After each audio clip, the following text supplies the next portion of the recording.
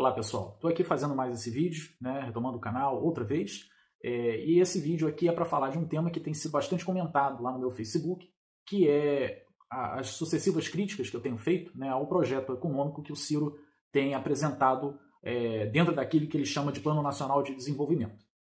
Como vocês sabem, em 2018 eu votei no Ciro, fiz campanha para o Ciro Gomes, né, e participei inclusive de 3 reuniões do projeto dele, do programa de governo, que ele debatia com a sociedade, 2 delas sobre segurança pública e uma outra sobre movimentos sociais, juventude e etc. Não tive nenhuma oportunidade de participar sobre o debate econômico propriamente daquela campanha dele, nem fiquei sabendo se houve essa abertura, né? Quem conduziu a campanha dele principalmente foi o Benevides e ainda é o principal economista em quem ele deposita as expectativas e dá a carta branca para formatar o projeto dele.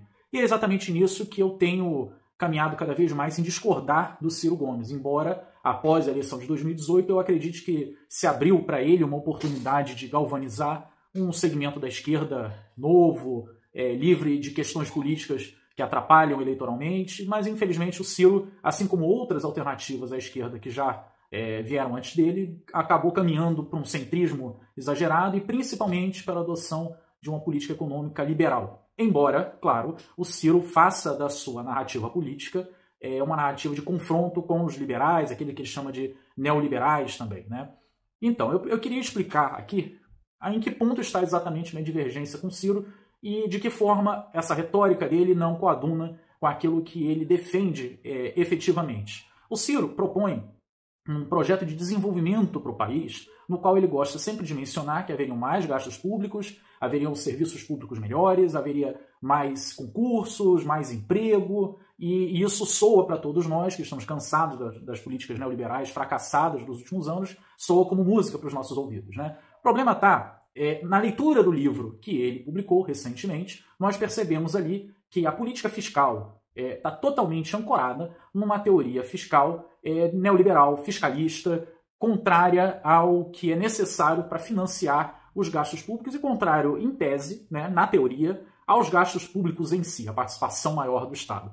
Explico. Quando o Ciro diz que vai aumentar os gastos ou até melhorar os gastos, mas eu acho que ele efetivamente diz em aumentar os gastos em educação, em saúde, em segurança, ele logo tem que se confrontar com o questionamento de onde virá os recursos necessários para o financiamento desses gastos. E ele aponta que isso vai ser feito com a redução de gastos que seriam ou desnecessários ou seriam até ruins, maléficos ao país, e aí ele aponta a dívida pública e a Previdência. Já entro nesse tópico um pouco mais à frente.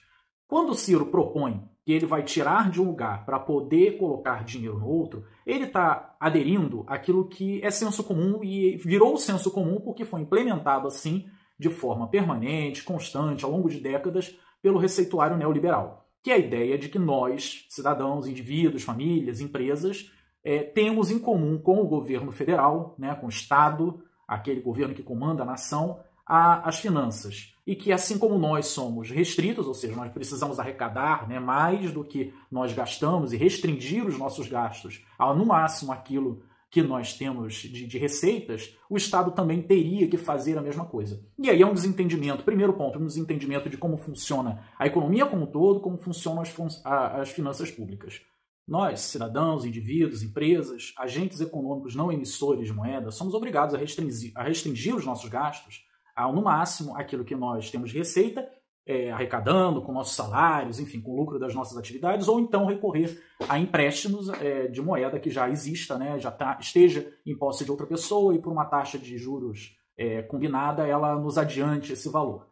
Isso funciona para nós, agentes econômicos não emissores. Para os agentes econômicos emissores, eles gastam criando dinheiro. E o Banco Central é o principal, fundamental, emissor de dinheiro. É importante destacar que os bancos comerciais no Brasil também são emissores de dinheiro, mas eles têm algumas diferenças e é importante que eu deixe claro para vocês que o único que pode, sem limitação, emitir dinheiro para os seus gastos é o governo federal através do Banco Central. Então, o Banco Central, quando ele gasta, ou seja, o governo federal, quando ele gasta, ele dá um comando ao Banco Central de que emita dinheiro para pagar essa despesa. Ele não vai procurar se há dinheiro disponível numa conta, não vai catar com pessoas para poder fazer frente a esse gasto. Ele simplesmente determina, ele paga o salário do servidor público federal, determinando que o Banco Central faça um crédito de reais na conta desse servidor. Esses reais não saem de lugar nenhum, eles são uma tecla Enter que o Banco Central aperta com os dígitos equivalentes ao valor que vai ser creditado lá. Quando o governo federal arrecada, quando ele tributa a população e arrecada esses impostos, ele está retirando esse dinheiro, como se ele apertasse aí a tecla delete. Esse dinheiro não vai para lugar nenhum. Esse dinheiro não vai servir a alguma outra função, vai tirar de A e agora vai ser gasto em B. Não, simplesmente ele é cancelado, ele é deletado. Logo mais eu falo a razão, né, da existência dos impostos, mas é importante frisar e fixar nesse ponto aqui como o governo federal gasta sempre. Ele sempre emite dinheiro novo na economia. E é por isso que quanto mais o governo federal gasta, quanto mais ele provê serviços, provê obras públicas, paga salários públicos, faz transferências de renda, como o auxílio emergencial, Bolsa Família, mais dinheiro ele está colocando na economia, mais ele está jogando a demanda para cima, oferecendo às pessoas meios de demandarem mais serviços, demandarem mais produtos, que farão com que mais seja produzido, mais seja ofertado em serviços. Isso nada mais é do que fazer com que a economia avance, expanda, que o PIB cresça. E é exatamente essa a forma como o governo federal deve agir no momento em que a economia esteja deprimida, no momento em que haja uma recessão, que haja uma crise, como é a situação que nós estamos já há alguns anos e piorada durante a pandemia. O problema é que os liberais defendem uma tese contrária. Eles defendem que o governo precisa economizar, como senão o governo não emitisse dinheiro. Eles não explicam de onde o dinheiro vem. E na teoria deles, o governo também precisa achar o dinheiro em algum lugar. Ele precisa arrecadar o dinheiro que está conosco para então ele ter recursos para fazer os gastos públicos. Aí a questão que se coloca, da onde vem o dinheiro então? Se o dinheiro está conosco e não somos nós que emitimos esse dinheiro, e o governo federal precisa do dinheiro que está conosco, não seria ele também que emite o dinheiro? Não tem um início, sabe? Na verdade, é uma falha grotesca da teoria deles, né, da pretensa teoria deles, dizer que o governo federal precisa do dinheiro da arrecadação para pagar as suas contas. O pior disso tudo é que o Ciro Gomes se afilia a essa corrente teórica, não sei se de forma pensada ou simplesmente por ignorar e não parar para pensar como funcionam as economias. Ele acredita que é preciso fazer superávit fiscal. Ele, inclusive, cita isso, de que ele pretende fazer superávit, que ele pretende equilibrar as contas. Vocês podem procurar no livro dele, que ele fala que recuperar a capacidade fiscal do Estado, equilibrar as contas, manter uma economia fiscalmente saudável. Isso está em diversas páginas ao longo do livro dele e em todas as entrevistas, que ele inclusive gosta, né, se orgulha de apontar que ele não teve um dia sequer de déficit e que por isso não precisam temer que chegando no governo federal ele vá fazer déficits fiscais, pelo contrário. O problema é que, como nós já falamos, quando o governo federal não incorre em déficit e ele faz superávit fiscal, ele está retirando dinheiro da sociedade, ou seja, está arrecadando mais, está tirando o dinheiro que já estava na sociedade numa quantidade maior do que aquela que ele está emitindo com seus gastos. Isso significa que a economia está comprimindo, que há menos dinheiro disponível para demandar serviços. E se há menos demanda, vai haver menos oferta e o PIB vai involuir. No mínimo, ele vai estagnar e, ao longo do tempo, ele vai retroceder. Isso aí são os impactos recessivos de uma política fiscal austera, né? Bom, enfim, aparentemente o Ciro não compreende isso. E o economista dele, Benevides, propõe isso porque se afilia ao pensamento liberal de que o dinheiro vem de algum lugar misterioso e que os gastos públicos devem ser equilibrados como se fosse o governo federal um não emissor de moeda. Claro que tem outras questões de inflação que eles vão apontar ali, mas em resumo a questão que está dada é essa: de onde vem o dinheiro, e se o dinheiro vem do Estado, porque o Estado não poderia emiti-lo e de que forma isso não seria desejável, né, para aumentar, expandir o PIB. Bem, aí nós nos colocamos então a questão: se o Ciro ele tem um projeto desenvolvimentista para o Brasil, de fato tem, se você lê o livro que ele apresenta e ouve as entrevistas dele, ele tem várias ideias de desenvolvimento de complexos industriais específicos, de saúde, por exemplo. É bem elaborado, né? As ideias que o Ciro foi acumulando ao longo da longa carreira política dele. O problema é que ele tem um nó górdio, que é inicial, que é o passo 1 para fazer qualquer coisa, é saber de onde vem o dinheiro para pagar aquilo que ele defende. E aí ele tenta sugerir de que o ideal seria cortar dos gastos com a dívida. Bom, vamos entender primeiro que dívida ela não tem a conotação ruim que o senso comum impõe quando a gente está falando do governo federal. Porque se para nós, que somos obrigados a ter mais dinheiro do que nós temos de gastos,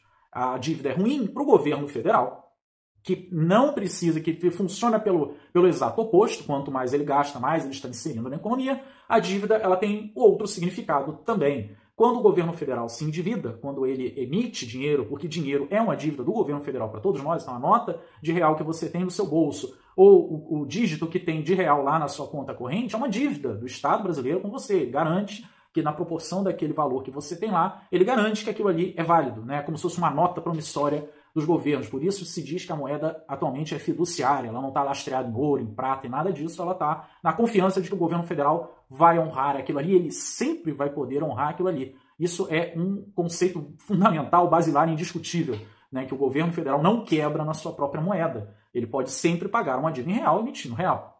Bem, nós dizemos, né, o governo federal, a dívida do governo federal, ela não é uma dívida que tem que ser paga, não é uma dívida que precisa ser zerada. Inclusive, se o governo federal não tivesse dívida nenhuma, inclusive não tivesse emitido notas, moeda, para que nós a utilizássemos, não haveria economia, né? E quanto mais ele economizar, quanto mais ele tirar via tributação sem emitir, sem gastar, ou seja, quanto mais superávit o governo fizer, menos a economia irá crescer, pelo contrário, já falei, ela irá decrescer. Então a dívida do governo federal ela é uma dívida, é apenas um índice, tiraram como se fosse uma foto dentro de um longo filme. Não importa a posição exata da foto. O André Lara Rezende, que já fez 1 ou 2 lives com o Ciro, inclusive falou isso na presença dele, né? O índice da dívida, o nível da dívida não importa, o Japão tem mais de 200%, Estados Unidos mais de 100%, todos os países industrializados e desenvolvidos construíram a sua riqueza através do endividamento. E ao longo do tempo, inclusive, o crescimento da economia provocado pelos déficits fiscais, isso aí é a história dos Estados Unidos, da Alemanha, de qualquer país que vocês pegarem, os déficits fiscais dos governos federais é que construíram o crescimento da economia. Conforme a economia cresce, num patamar superior ao que foi endividado, a relação entre a dívida nominal, né, e o PIB, ela fica favorável, ela vai diminuindo. Significa que a dívida está diminuindo, embora nominalmente ela cresça, e relativamente ela fica menor. E nós vimos agora nos últimos 5, 6 anos aqui de governo liberal, que quanto menos gasta, quanto mais economia se tenta fazer, quanto mais superávit se tenta construir, menos a economia cresce e a dívida aumenta. Então, mais uma vez, reforçando a tese, né? Governos federais precisam incorrer em déficits fiscais para promover o crescimento da economia sempre que a economia estiver abaixo do pleno emprego, sempre que houver gente desempregada, sempre que houver máquinas ociosas, sempre que houver fatores de produção ociosos, é necessário que seja demandado e que essa demanda seja puxada pelo gasto público, como a bibliografia da economia já cansou de mostrar. O Ciro, portanto, ele tem esse problema que é basilar, ele não vai deixar ele dar um passo sequer nos projetos de desenvolvimento dele, se ele não tiver consciência de que ele não está restringido ao gasto público, aquilo que ele tributa. Primeiro, que a relação entre uma coisa e outra é absolutamente oposta daquela que ele imagina. Não é através dos impostos que se adquire o dinheiro para o governo federal gastar. É o dinheiro que o governo federal gasta que um dia vai retornar como impostos. E os impostos, aí vamos falar finalmente deles. Os impostos, eles não têm, como já dito, a função de financiar o Estado. Sequer a longo prazo. Eu gasto agora sabendo que eu vou poder tributar lá na frente. Não é como se fosse uma antecipação. O tributo ele tem 2 funções muito básicas aqui, para resumir, né? A primeira delas é fazer com que as pessoas sejam obrigadas a ter o dinheiro para poder pagar ao governo. Se você não paga seus impostos, uma empresa não paga seus impostos, o governo federal irá puni-la.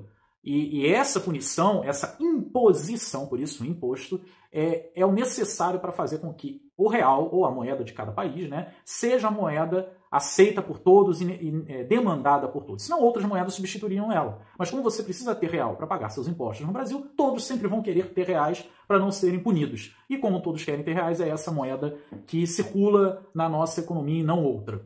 Esse é o primeiro elemento. E o segundo elemento é arrecada-se, tributa-se, para poder tirar dinheiro da economia. E por que nós íamos querer tirar dinheiro da economia? Bom, nós vivemos num sistema capitalista, onde a produção leva à acumulação, onde a riqueza se concentra. Nada sendo feito, nenhuma intervenção estatal ocorrendo, o dinheiro vai se concentrando e alijando e colocando para fora do sistema cada vez uma quantidade maior de pessoas. Então, para isso é necessário que os governos tributem, tirem dinheiro daqueles que acumulam muito. Por isso a tributação tem que ser progressiva. Não se deve tributar os mais pobres, deve se tributar progressivamente quanto mais rico é a pessoa ou agente econômico, seja ela pessoa física ou jurídica. É para isso que existem os tributos, para fazer com que o dinheiro tenha demanda e para fazer com que haja uma melhor redistribuição econômica na sociedade. E lembrando, não se tributa, não se tira do rico para depois pegar esse mesmo dinheiro e dar para o pobre. A equação é o contrário, se gasta para fazer política social, ponto, sem necessidade nenhuma de tributação. E, em um outro momento, se tributa, numa outra equação, se tributa o rico que teve uma acumulação ao longo do tempo. Uma coisa não leva a outra e não depende da outra. São duas estratégias diferentes de promover uma maior equanimidade na sociedade, uma melhor distribuição econômica. Então, eu queria caminhar aqui para a conclusão, apontando que eu tinha muito o desejo de que o Ciro, após a eleição de 2018, construísse esse campo político que apontasse para uma esquerda mais consciente das contas públicas.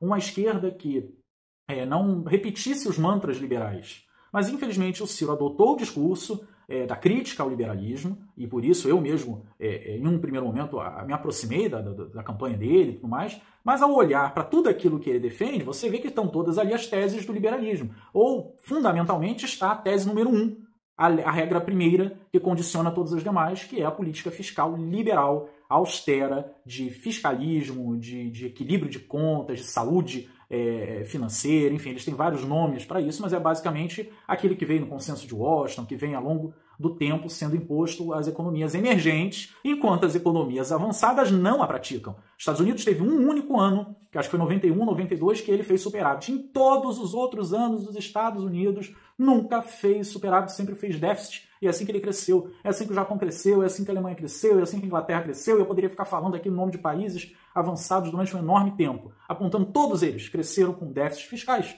Porque é assim, quanto mais você investe, é que você tem de crescimento na economia. Um outro ponto que o Ciro diz que tem que cortar, primeiro é da dívida, né? Eu já contei para vocês que isso é contraproducente, é contraditório dizer que vai ter mais dinheiro a partir da redução da dívida, se a dívida é o resultado dos gastos públicos, do déficit que você faz. Quanto mais você gasta, nominalmente, a sua dívida aumenta. Mas a sua economia pode crescer numa velocidade ainda maior e a relação entre dívida e PIB fica melhor para você. Ou não, ou leva um tempo para o país crescer, a relação dívida-PIB pode aumentar, mas isso não impacta de forma alguma, a bibliografia está cansada de provar isso, não há um economista liberal que consiga dizer a partir de que índice que cria problema. Eles falam de dominância fiscal, você pode perguntar para qualquer um deles, qual é o índice? Falaram primeiro aqui no Brasil que era 60%, depois 70%, aí era 80%, cada momento, na época da Dilma, eles falavam que era 70%. 60. Aí, para poder tirá-la, né? Aí depois era 70 na época do Temer. Aí ele passou, não aconteceu nada. Aí disseram que era 80 ou 90. Agora nós estamos com 92 por causa da pandemia e continua acontecendo nada. Estados Unidos com 70 e tanto, Japão com 200 e tanto, não acontece nada. Simplesmente tiram números e vão chutando. Com 80%, com 100, com 150, com 200. Pode ser o valor que vocês quiserem, não vai acontecer nada. A capacidade do governo de emitir é a mesma, não muda nada. E o outro ponto, então, um é dívida, o outro é a Previdência. O Ciro propôs na campanha dele, fazer capitalização na Previdência, que é basicamente dizer para você, guarda o seu dinheirinho ao longo do tempo, na sua continha individual, e vai rendendo aquilo ali, e lá na frente você usa aquele valor limitado ali, divide pelo número de anos que se espera que você viva ainda como aposentado.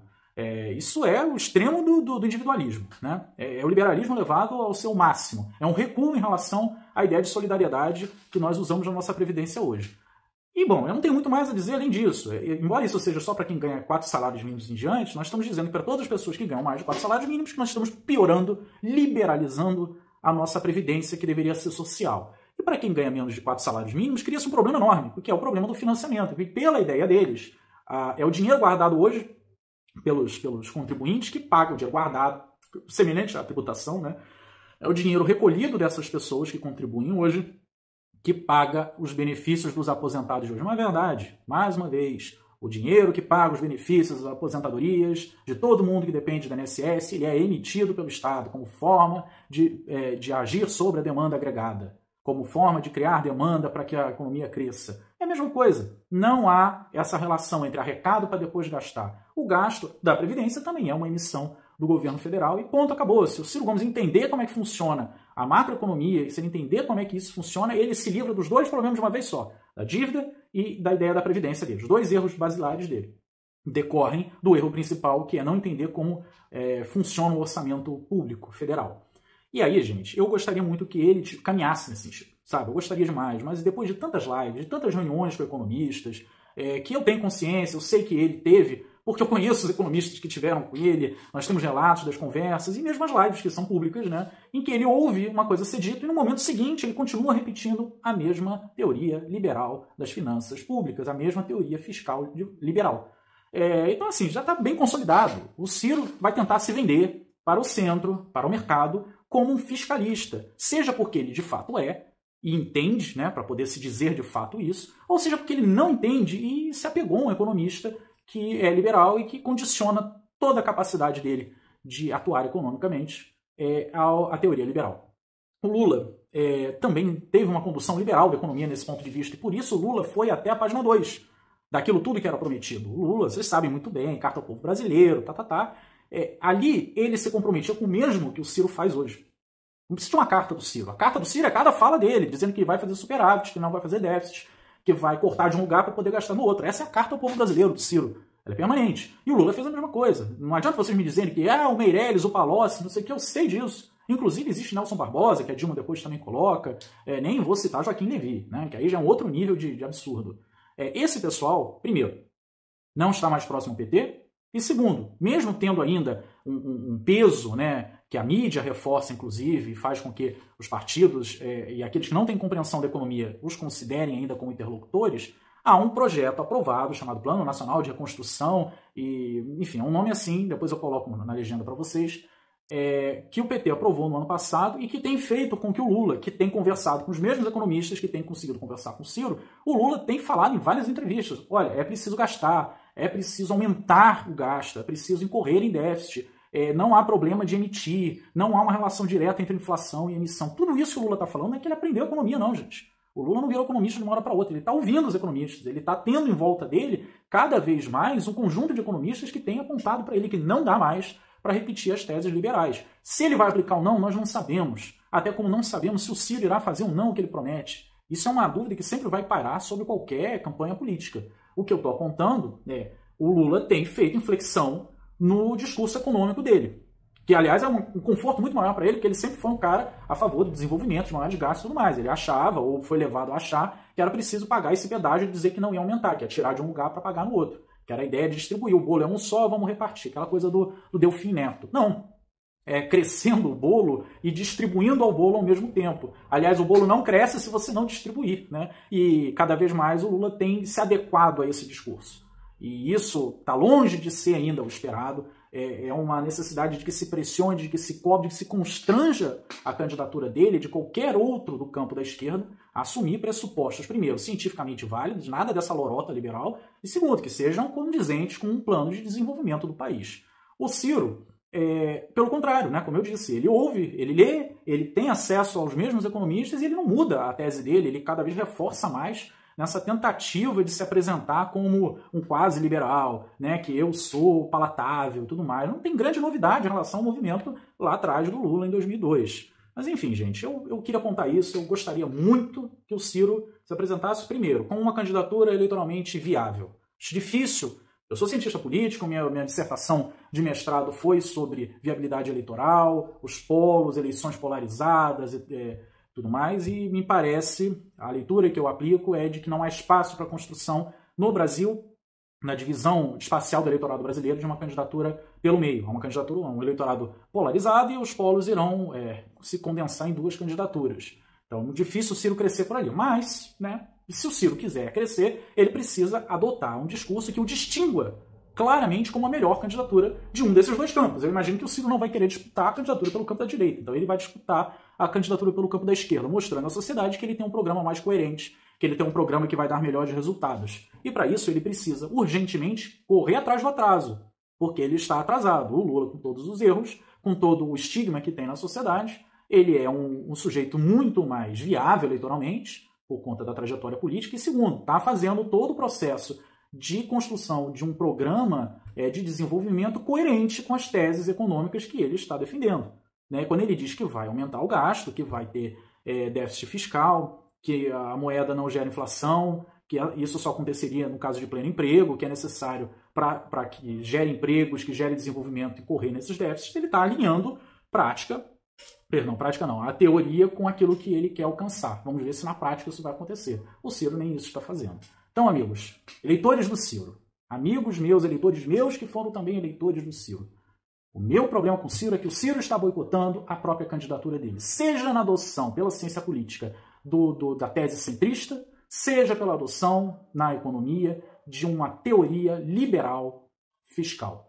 E é isso que vocês precisam apontar e não ficar elogiando. É preciso que vocês pressionem o candidato de vocês e mostrem para ele que ele está pegando a canoa furada, nas duas vertentes, na política e na economia. E se ele não corrigir as duas, ele vai cada vez mais definhar e vai seguir o mesmo caminho que a Marina Silva. Eu fui da direção nacional da rede, eu era próximo da Marina, eu fiz essas mesmas ponderações entre 2014 e 2018, até que chegou um ponto em que não havia mais diálogo possível. E o resultado foi que ela caiu de 20% para 1%. O Ciro teve 12% na última eleição, e hoje em todas as pesquisas ele pontua abaixo. Não há uma correlação exata, direta, entre uma coisa e outra, mas o que eu estou apontando para vocês é, num momento em que a esquerda não tinha nome, não tinha para onde caminhar, o cara que poderia ter galvanizado tudo isso abriu mão porque optou por uma teoria política errada, de centrismo, e está adotando uma política econômica, além de errada, contraditória. Então, por favor, ajudem o Ciro e me ajudem a ajudá-lo.